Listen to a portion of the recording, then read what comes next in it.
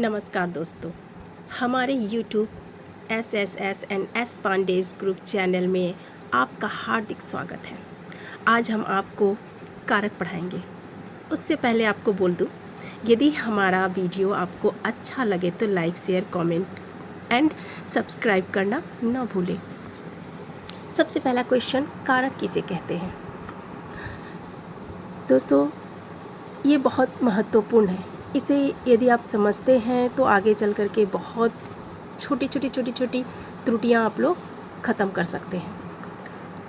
तो चलते हैं पढ़ाई की तरफ। कारक किसे कहते हैं? संज्ञा या स्वरनाम के जिस रूप के द्वारा उसका संबंध वाक्य में क्रिया या दूसरे शब्दों के साथ जाना जाता है उसे कारक कहते हैं।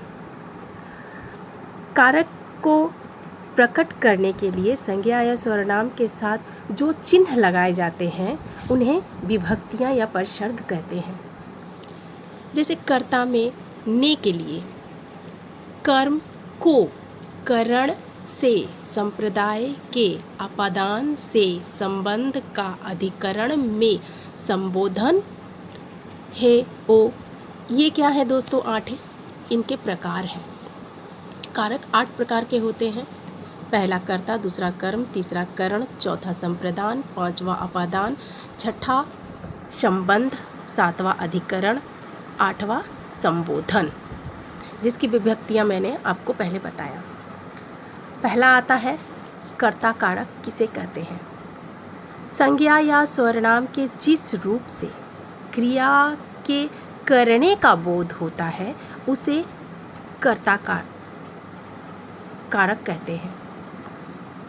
कर्ता कारक में ने विभक्तियां चिन्ह प्राय भूतकाल में लगता है। जैसे समर ने भोजन किया, ये ने शब्द कर्ता कारक है।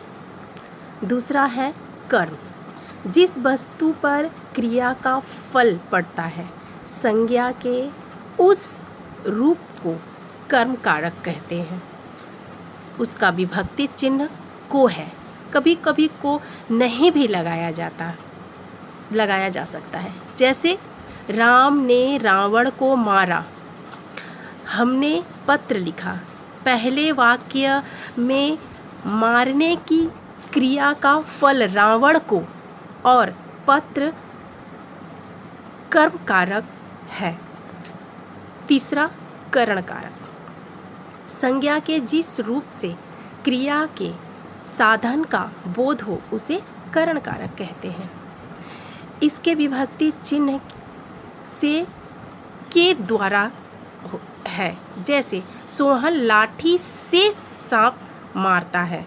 इस वाक्य में सोहन लाठी से अथवा लाठी के द्वारा सांप के मारे जाने की क्रिया करता है, अतः लाठी से करण कारक है। चौथा है संप्रदान। संप्रदान का अर्थ देना होता है। जिसे कुछ दिया जाए या जिसके लिए कुछ किया जाए उसका बोध कराने वाले संज्ञा के रूप को संप्रदान कारक कहते हैं। इसके विभक्ति चिन्ह के लिए को है। जैसे राहुल ब्राह्मण को दान देता है, वरुण हवन के लिए सामग्री लाता है।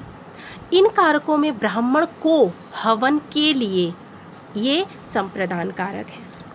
पांचवा है दोस्तों आपादान कारक। आपादान कारक क्या है? संज्ञा के जिस रूप से पृथकत्व या अलगाव का बोध होता है उसे आपादान कारक कहते हैं। इसका विभक्ति चिन्ह से है। जैसे वृक्ष से पत्ते गिरते हैं। और आपका छठा है दोस्तों संबंध कारक। संज्ञा के जिस रूप से किसी एक वस्तु का दूसरे वस्तु से संबंध प्रकट हो यहाँ संबंध कारक होता है।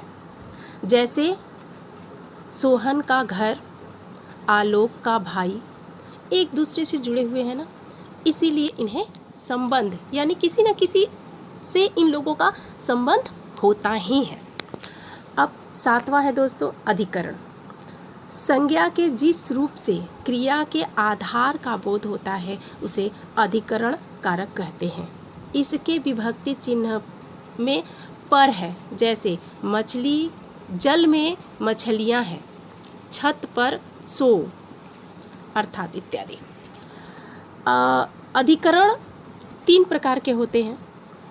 अब दोस्तों यहाँ पर पहले तो हम लोग कारक के 8 भेदों के बारे में पढ़ते जा रहे हैं, उनके बारे में बताते जा रहे हैं, लेकिन यहाँ पर आता है अधिकरण। और अधिकरण 3 प्रकार के होते हैं। पहला है कालाधिकरण, दूसरा है भावाधिकरण और तीसरा है स्थानाधिकरण। तो पहला में आते हैं दोस्तों कालाधिकरण।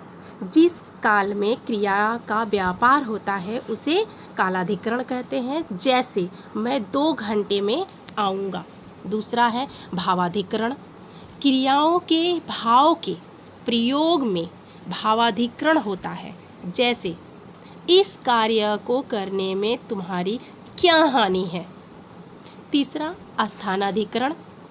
जिस स्थान पर क्रिया होता है उसे स्थानाधिकरण कहते हैं, जैसे आकाश विद्यालय में पढ़ता है, वह छत पर पतंग उड़ाता है, इत्यादि।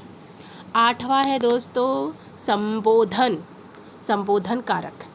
संज्ञा के जिस रूप से किसी को पुकारा जाए अथवा चेतावनी दी जाए उसे संबोधन कारक कहते हैं। संबोधन कारक का कोई विभक्ति चिन्ह नहीं होता, जैसे हे ईश्वर, हे राम, हरे श्याम, इधर आओ, अरे उफ, इत्यादि।